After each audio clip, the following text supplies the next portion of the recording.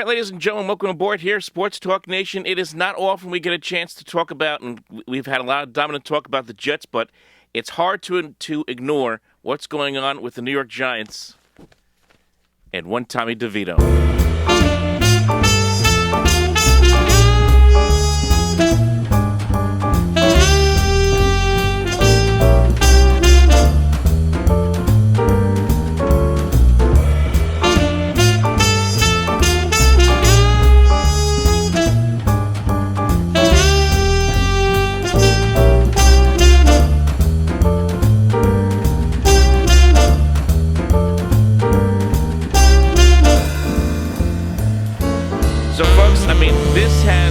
What we're seeing here in New York is we're seeing both a revival and a cultural shift. A revival from the standpoint of football. We have had what's basically been a lousy football season here in New York. It really has been. From the very start of the year. And there was a lot of hype, of course, all of it around the Jets. Jets got a lot of attention for obvious reasons. Aaron Rodgers coming into town. He was going to be the guy. The Jets were going to be the team to watch. And it all came apart 4 plays into the season. And the Jets, since that time, have basically been one of the biggest dramas out there that's not on Netflix. I mean, it's been absolute chaos every single week. The Giants just never seemed... It felt this year that they never really got off the platform right from the start of the season. Literally, when they got shut out by the Cowboys 40-0, and it was just a sluggish start. Well, it was a sluggish start to the year, and it was a sluggish season for the Giants as Daniel Jones and company just couldn't get off the mat. Jones gets hurt twice. Tyrod Taylor comes in. He gets hurt against the Jets in that game. And it looked like the Giants' season was going to spiral out of control. And everyone just a couple weeks ago was talking about draft pick position. Who the Giants would end up drafting? Well, all that has changed over the last couple of weeks, and especially after what happened and what transpired on Monday Night Football as Tommy DeVito, Cedar Grove, New Jersey native, about, I would say, realistically, 25 minutes from MetLife Stadium, has come out of nowhere, virtually, undrafted rookie out of Illinois, played high school football at Don Bosco, still lives in his parents' house, which, is a nice little story angle as well. He has taken the entire area by storm in a way that we have not seen in quite some time, because he has put life into the Giant fan. He has put life into football in this area, whether you're a Giants fan, whether you're a Jets fan, whether you're just a casual football fan, you're paying attention now to what the Giants are doing, because this guy has come in here and he has given this team some pizzazz, some energy. That probably explains where you get a lot of this, or let's get a lot of this with a pinch fingers. A little bit of pizzazz, why not? A little bit of color, a little bit of personality. And that's what we like here in this area in New York. I mean, we see it here. Look at the videos. You got, of course, his parents setting up all the chicken cutlets, 300 chicken cutlets, and you got penne vodka, and you got ziti, and you got sausage and peppers, and you got this whole entire party out there in the parking lot. Looks like it's outside the Pepsi gate. And then you have them sitting there with the fans. This isn't anything like, let's say, Taylor Swift sitting in the comforts of the owner's box, wherever that is. These people are regular people, regular folk just like you and me, sitting there in the 100 section of the lower bowl, in the back of the lower bowl, with DeVito's agent, and they're just having a blast. I mean, it's just fun to watch. It's just fantastic. They're high-fiving each other, kissing each other as well, high-fiving other fans. I mean, it was great. They've given the city life.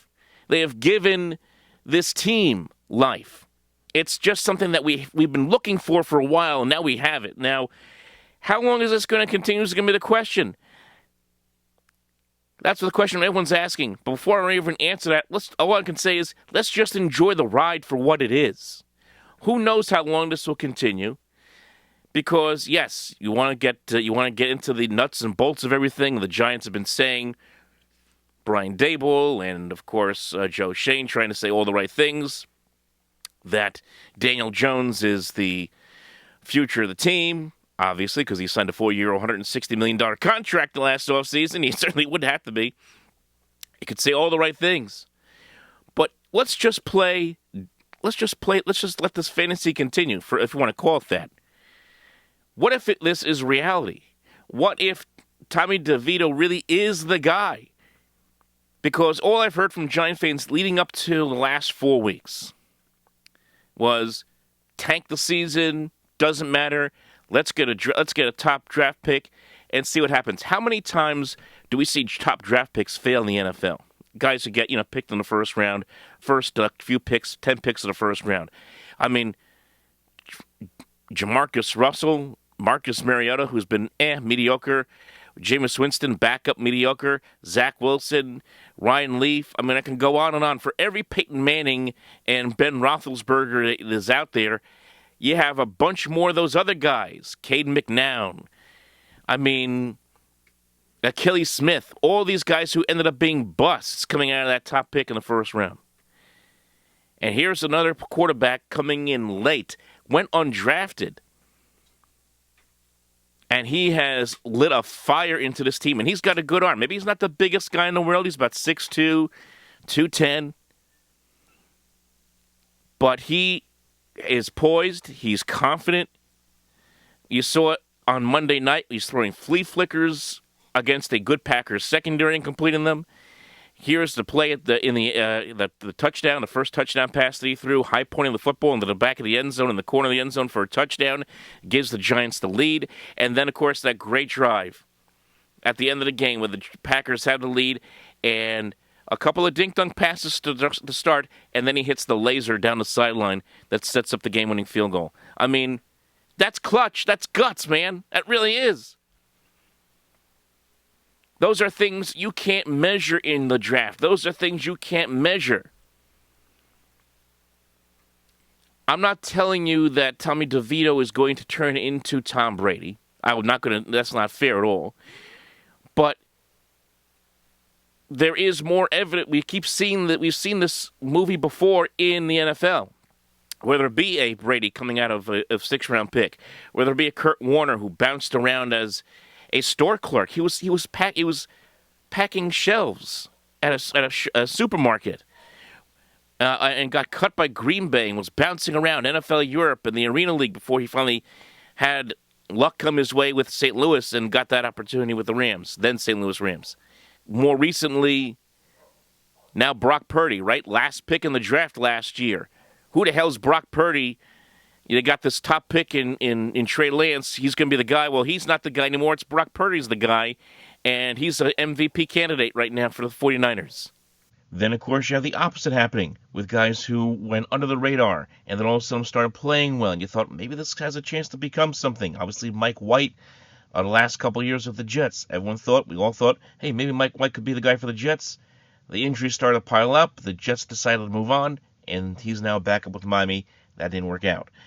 Tim Tebow, to an extent, kind of overachieved, didn't have a lot of great skills, got the Broncos to the playoffs, but realistically wasn't an NFL quarterback.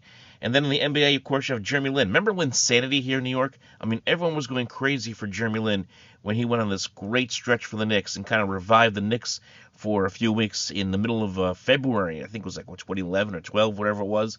And then, of course, he fell off the cliffs. So you just don't know where it's going to come from.